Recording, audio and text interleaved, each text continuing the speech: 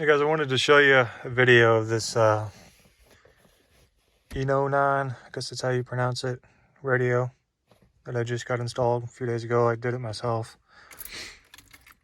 Show you some of the features. Show you it turning on and stuff.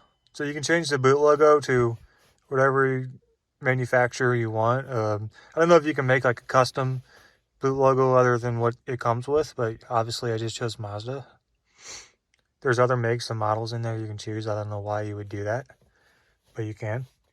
It's running Android 10. I'm not too familiar with Androids. I'm an iPhone guy, so can't really speak too much about the Android system.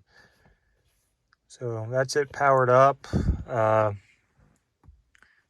Radio, pretty decent.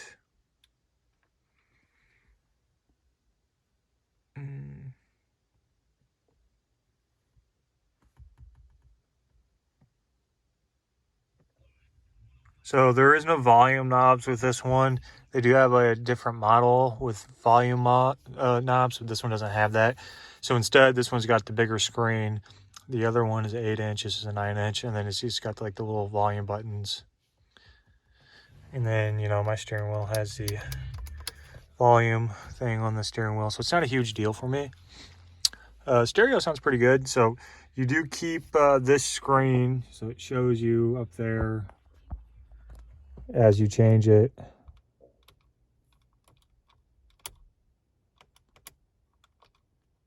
But it doesn't show like everything. Like when you change the volume, I guess it does in the radio. Whenever you're in Apple Carplay, it doesn't do that for whatever reason. So yeah, this one does have Apple Carplay, which is pretty neat. It's also got built-in navigation, but I'm not going to use that since I have Apple Carplay. But it does have like a GPS antenna that you can install through the A-pillars. It has to be kind of out in the open, obviously, or else it's not going to get a signal. So I'm just not going to use it. So I just didn't do it. There's just no reason for me to use it with Apple CarPlay. So Apple CarPlay, I got this USB thing that I installed. There used to be a 12-volt source there, so I bought that off Amazon. I'll leave a link in the description so you guys can order that. So just plug in my iPhone, and then it'll go to Apple CarPlay automatically once you get it all set up. And it's just like, I don't know if you guys ever used Apple CarPlay. It's kind of lagging right now because I'm recording on my phone. It doesn't ever do that, so that's the first time I've seen that. But I don't know if you guys ever used Apple CarPlay before or not, but it's just really, really neat. Yeah, it's just doing this because of my phone recording. But yeah, it's super nice, super handy. You don't really need the built-in navigation since you have Apple CarPlay. All right, so I got my iPad recording to show you the Apple CarPlay without me recording on my phone. See how snappy it is. I mean, it's just smooth as butter, especially for the money. I mean, you really can't beat that.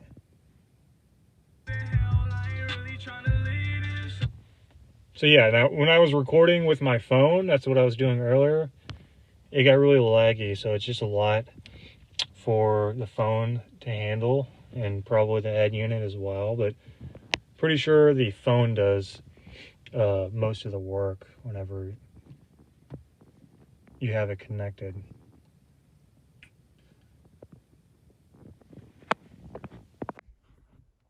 And I'm just going to go back home. I haven't really messed with too many features with this radio because I don't want to download anything extra and slow down the Android system. I've had a few Androids in the past, years and years ago, and I just know when you start adding stuff to it, it slows down. So I'm not going to do that. Now this one did come with a reverse camera. And it's really, really nice, surprisingly. You do have to obviously wire it up, but it really wasn't that hard. I'm an electrician, so I really can't say it's easy for every single person, but I just ran the wires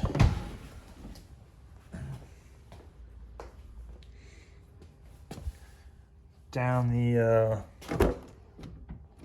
trim pieces. You can't really see that. And I got it right here.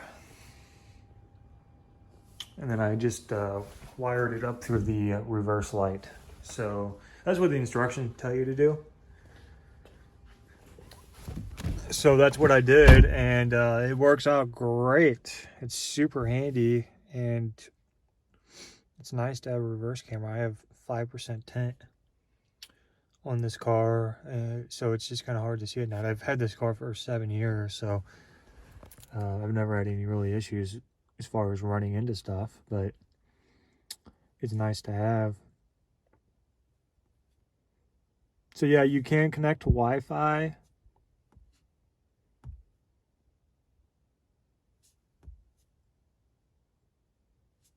Right here, and I guess download apps or whatever you want to do with it. But like I said, I'm not going to mess with it because I don't want it to slow down.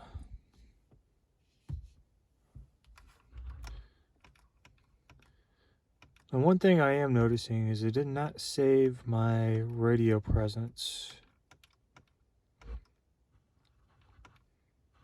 So I'll have to see what's going on with that.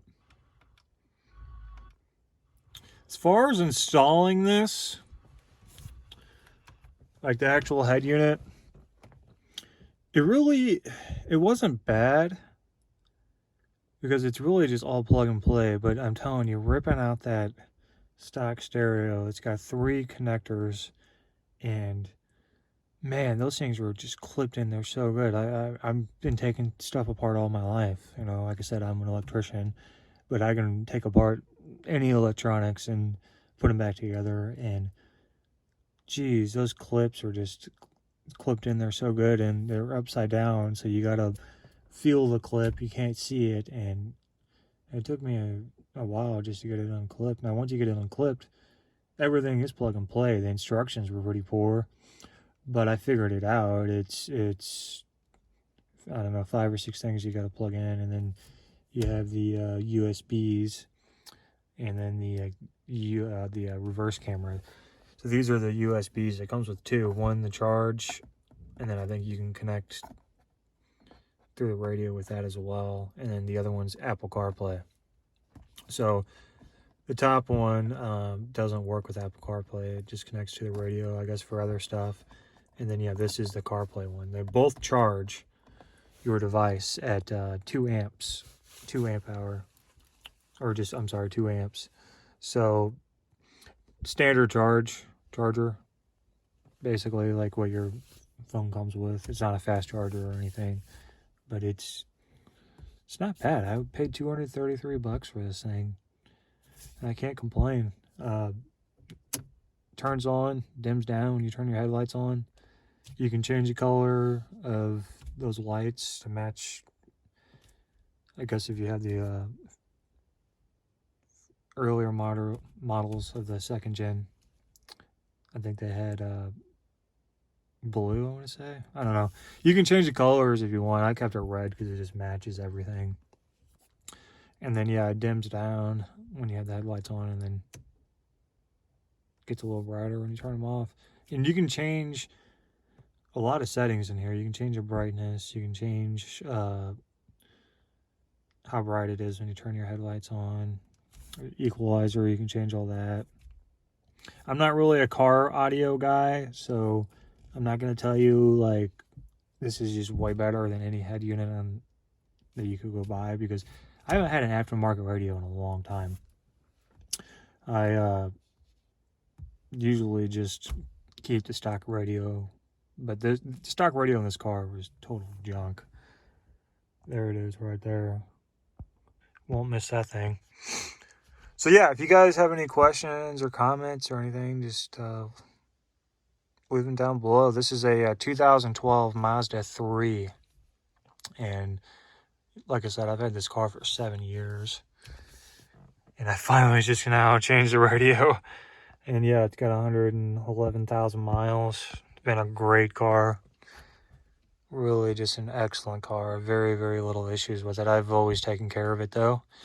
So don't expect to get a car and not take care of it. You know, it'll take care of you if you take care of it for the most part. So if you guys like this video, please subscribe to my channel. I do a lot of tool reviews. I'm going to try to do more and more in the future, and then talk more about being an electrician. Thank you.